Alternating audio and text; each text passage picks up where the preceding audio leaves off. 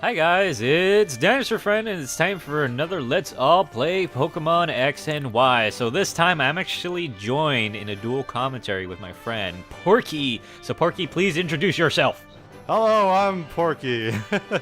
So yeah, that's Porkky. So Yep. yeah, me and Porkky kind of go way back to college. We actually met in a 3D modeling class, was it? And Yeah. yeah, I think he was having trouble with one of his projects in coding, and I was just like, ha, I can code, and I helped him code it, and then we just kind of became friends from there.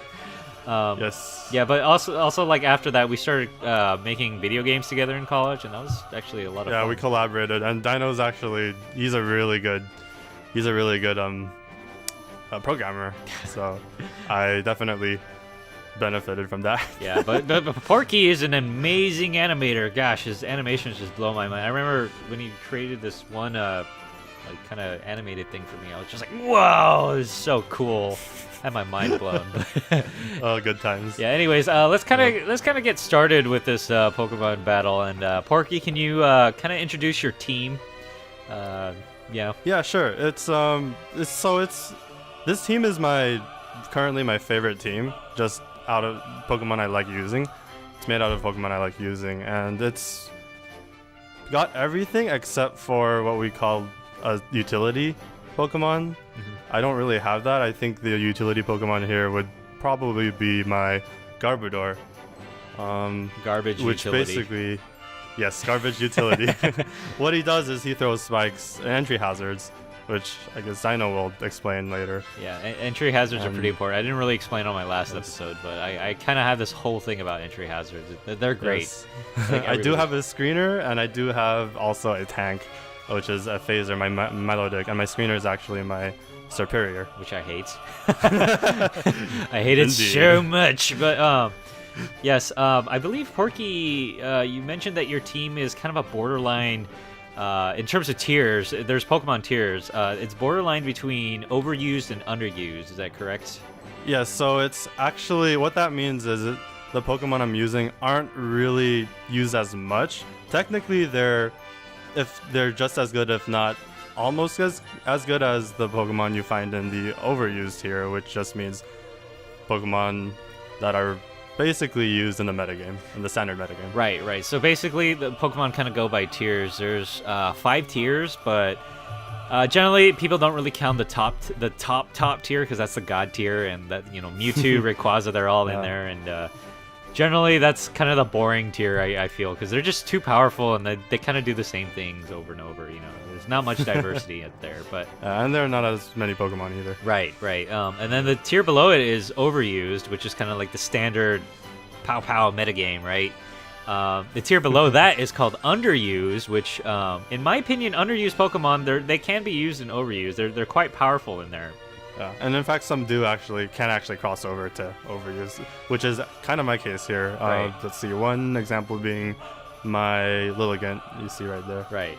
She can be used and overused. Also, Yeah. Milotic is like borderline underused, overused, right? She's underused, but you can use her, and she's, I think, underused, in my case, but Right. I you always can thought take- Milotic was overused just because it's so tanky. And you can definitely take it to overuse, though, and Yeah. if you know what you're doing, tank Yeah. some stuff. So then that's kind of the case with underused, and then under that you have the rarely used Pokemon, which that's where the tiers kind of differentiate. Yeah. Pokemon get significantly weaker. You can kind of notice the difference in RU, but some RU Pokemon can be used in the higher tiers. I believe Crustle is actually RU, which is on Porkky's team. Yeah. But yeah, Yeah. some of the Pokemon can be used up there, and then the tier below that is never used, which it's hard to say that there are a couple of never used Pokemon that are used and overused, but generally they're not. The only one I could think of offhand is Ninjask, and that's only because he's a really good baton passer. Yeah, basically some do use, some do come close to UU Pokemon, some don't really do anything.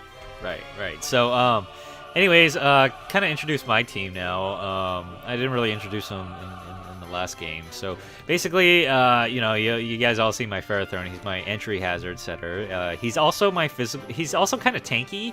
I kind of use him sometimes for tanking roles because he does have Gyro Ball, which is really powerful, especially if you get paralyzed. Anytime this guy gets paralyzed, I get happy because his attack power just soars with Gyro Ball. And then you got Starmie, who's kind of my tank rapid spinner utility, kind of weird. It's a weird build. It's mainly rapid spinner though, but she can also tank some, or he. I think it's neutral gender actually. And then Jolteon is my revenge killer, very fast, and kill anything really quickly. And then Hippowdon, who is my physical tank, and he also stalls. He's a staller. Oh, that thing, and he can sandstorm too. Yeah, he's a staller type. He's kind of annoying. And also Blissey. Blissey's also a staller, special tank. Also my Cleric, which can heal a lot of people. And then my Charizard, who I believe in this episode will be a Charizard Y. I usually use X on this team, but for some reason I switched to Y. I wasn't sure why, guys. Ha ha ha. Get it? I think you just wanted to test him out, but yeah, Charizard Y is still really strong. Yeah, or maybe I wanted to say that stupid joke. But anyways, yeah, let's actually get started with this battle, shall we? Anyways, here's the battle. Porkky's issuing a challenge and get a freaking throw a that's me. I don't look like that anymore. Wait, did you change your clothes? Yeah, a little bit. I got a fedora, red. I like red. Red's my I see. favorite color. Yeah, so anyways, Porkky starts off with a Shell Smash, which is a fantastic move. Yes. Lowers the defenses, but the Pokemon goes full offensive here. So yeah, it's pretty scary. Pretty scary. Yes. I believe Ferrothorn who is your utility Pokemon? It's kind of split between Starmie and Ferrothorn. But yeah, I basically kind of predicted the Shell Smash because we actually played a game before, and he used Shell Smash immediately. I knew that using the Gyro Ball would really help because his defenses are low. Well, I guess after White Herb, the defenses aren't lowered. But no utility here, just plain smacking around. I like how Crustle just killed itself right there after because Iron Barbs on Ferrothorn. I think I actually forgot about the Iron Barbs at that time. Yeah. Iron Barbs. I have Iron Barbs and Rocky Helmet on my Ferrothorn, so whenever someone attacks it with a physical attack, as you will see here with this Mega Banette, the health just ouch, oof, ouch. That just hurts. So basically, right here, I have a chance to set up my entry hazards. I think I was only able to get a Stealth Rocks up. What I was doing here is, and by the way, Mega Banette in this fight, this is my first Mega Pokemon, and I believe my only one. No, it's not my only one, but it is my first one, and it is my support utility. Yeah, support utility Pokemon. So what I don't know. It looks like a physical sweeper because it does a lot of damage. But what I tried to do just now was get rid of your Ferrothorn because none of my other Pokemon can handle it. So yeah, that was the idea there, so I had to take a lot of hits, but yeah, it did hurt a lot. Yeah, Ferrothorn is really beefy, so yes. I send out Lei in hopes of knocking out that Banette with a powerful Thunderbolt, but unfortunately, since I'm a Choice Specs user, I had to withdraw because Thunderbolt's not going to work on this guy. So I sent out Blissey in order to kind of tank whatever this Serperior had on me, and also try to use Toxic to wear it down. I knew that Blissey could tank it, so that's why I sent out Blissey. But Porkky's using his screens right here, which I hate. I love my screener. It's Farron, by the way. You're fighting Farron. Farron, just like in Zelda. But honestly, using screens is a very good idea because it literally cuts damage on your team by 50%. And I believe your Farron's, it has a Light Clay equipped, yes, doesn't it? So that increases the light screen and reflect by 3 moves to 8 moves to 8 turns. Sorry. Yeah, to 8 turns. Yeah. So now he sends out Garbage Day. Yes. Garbage Day's your entry hazard setter. Is that correct? Yes, he's a mix between that and just a hard hitter attacker. Physical hitter. Physical right? attacker. Yes. Right. So that's why he sent it against Blissey because Blissey is weak against physical attacks. So I sent out the Hippo. Oh my gosh, I hate that thing. Yeah. It's too tanky for you, isn't it? So tank. Yeah, It's also a ground type, so I know it's good against poison. So, by the way, entry hazards are actually really good since I didn't really get a chance to explain in my last episode, but since Pokemon's kind of a game of rock, paper, scissors where there's constant switching, that residual damage will be a lot in the end. Yep. So anything, rocks, spikes, it's all good. So I think you switched to Volvagia just to avoid damage on Garbage Day, is that correct? Yes, I did throw out a Toxic Spikes in hopes of... Did you Rapid Spin it? I didn't actually see that. No, I didn't switch it to my Rapid Spinner is Starmie. Starmie, right. So, but you do that now, I think. Right. Do I? No, I sent out Joy to Toxic this thing. Just because I know Blissey actually has an ability that when you switch it out, it gets cured of any status illness. So I wasn't worried about Toxic Spikes with Blissey. I could freely switch into it with Blissey's high HP count. It really didn't matter to me. I just wanted to get Toxic on this dang Milotic, just because it's so beefy and tanky, and I knew I couldn't break past its light screens and its reflect. So I knew I had to do something to wear it down. Yeah. So Toxic was kind of my choice of weapon here. But your team does have a lot of answers to my Pokemon currently, yes. I do. Sorry. Right. Yeah, I do like this team because it's very solid and well-rounded. But I do want to mention I was actually defeated by one of my viewers in a later episode that I will upload later. I got juked so hard in that game with this team, which I consider my best. So look forward to seeing that, guys. Yeah, that was. I don't know. it was a very good match, I gotta say. But anyways, the poison is starting to affect Volvagia, which is... So I can't actually keep my tank in too long because my tank is starting to take, or will start to take, a lot of damage from poison. Right. Toxic is very good against tanks. So that's why I sent out La here, which is my Starmie. Starmie's going to try to rapid spin everything, but Porkky kind of pulls this move where he uses Dragon Tail to switch out. I think he was targeting at Blissey, but didn't realize that Starmie was going to come out. And then now that the Hippo's out now, like half my team's poisoned. But you have an answer to that too, don't you? Yeah, I do. Blissey's my Cleric, and she can cure all poison. Blissey, why? I mean, I kind of want you to elaborate on your strategy here, Porkky. Like, have you ever really used like Toxic Spikes and continuous Dragon Tails, just poison an entire team? Have you ever done that before? Yes. So what I'm doing is called shuffling right now. I'm basically shuffling all his team, or Dino's team, to basically try to get as much status into damage and damage in as possible, which is where spikes would come in handy, and Stealth Rock if I had it, but I didn't in this game.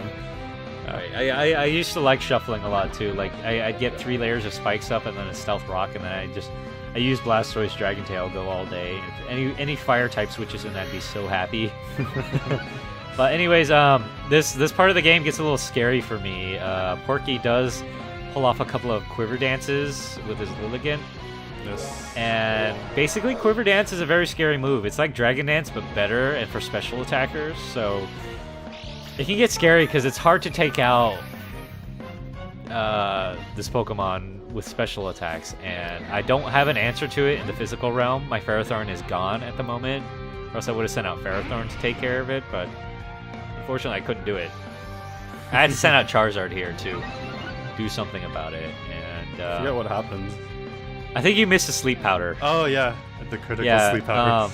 Right. Porkky right here knows that he has to get a sleep powder off to put Charizard Y to sleep in order to do something about it. Because Charizard Y is the answer to Liligant. Yes. Right now. Currently, I think you're only one.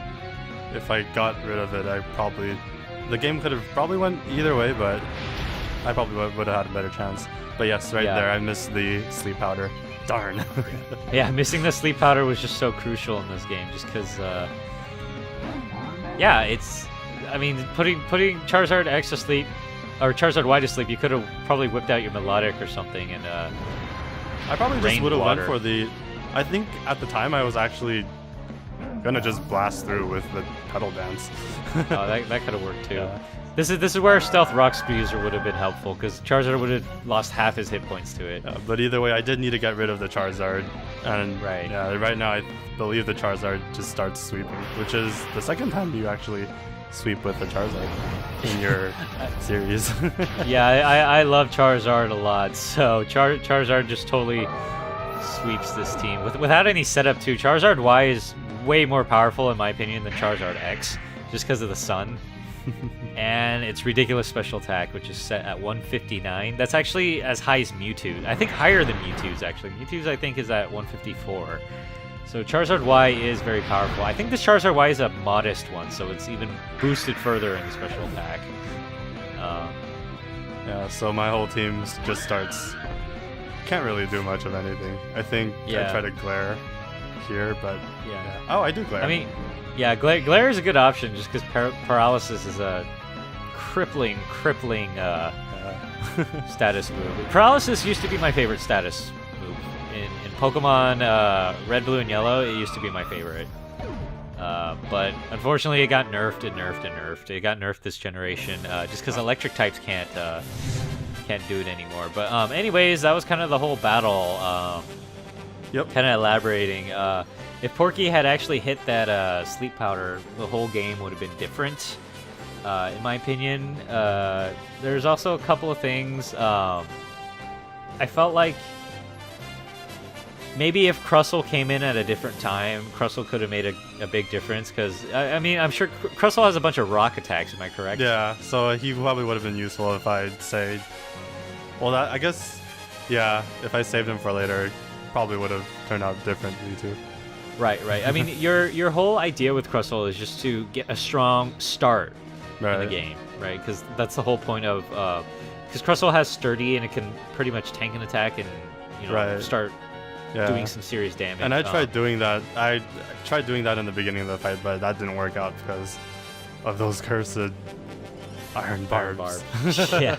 Yeah. I mean, if it was any other Pokemon that led, I'm sure Porkky would have had a huge edge in the very beginning. I really feel that if Crustle was saved and another lead Pokemon like Garbage Day came out and just set up spikes, that would have changed the game quite a bit into Porky's favor. But unfortunately, the Iron Barbs. I'm sure if I used someone else as my entry setup, it would have been completely different. Ferrothorn is quite strong. Right. Because I do have a what's his face a fortress I sometimes use. Yes. If I used that, it would have been different. It would have been very different. Yep. But that was anyways, the fight. Yeah, that was the first battle between me and Porkky. But anyways, yeah, I hope you guys enjoyed this part, and remember to follow me on Facebook and Twitter to make sure you have all the latest updates on Let's All Play Pokemon X and Y, because I will be uploading these episodes weekly. So hopefully, you guys can give me more battles and more fun so we can have more of these to watch. So anyways, hope you guys enjoy this part, and I shall see you guys on the next one. Bye-bye.